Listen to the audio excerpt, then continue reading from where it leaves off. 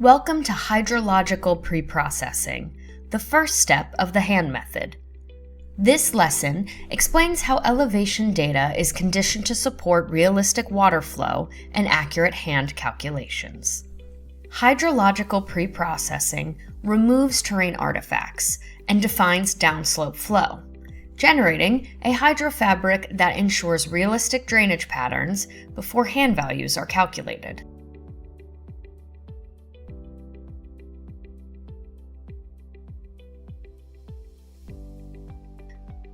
Raw elevation data often contains real and artificial depressions, known as sinks or pits, that interrupt the flow of water across the land surface.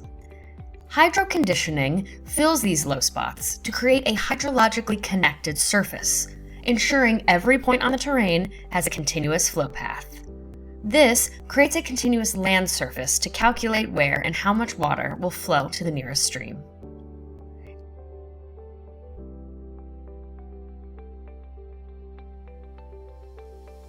Two commonly used flow direction algorithms are D8 and D infinity. Each represents a different assumption about how water moves across terrain. The D8 method routes flow from each grid cell to one of 8 neighboring cells, selecting the neighbor with the steepest downward slope.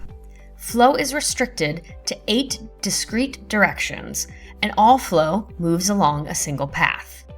This simplicity can limit D8's ability to represent divergent hill slopes, where flow naturally spreads across the surface.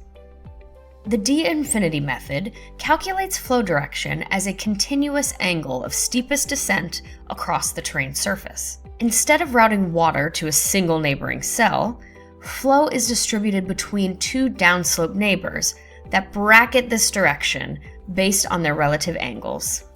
This allows divergent flow on hill slopes to be represented more realistically, while limiting dispersion to 2 neighbors to maintain numerical stability and physical realism.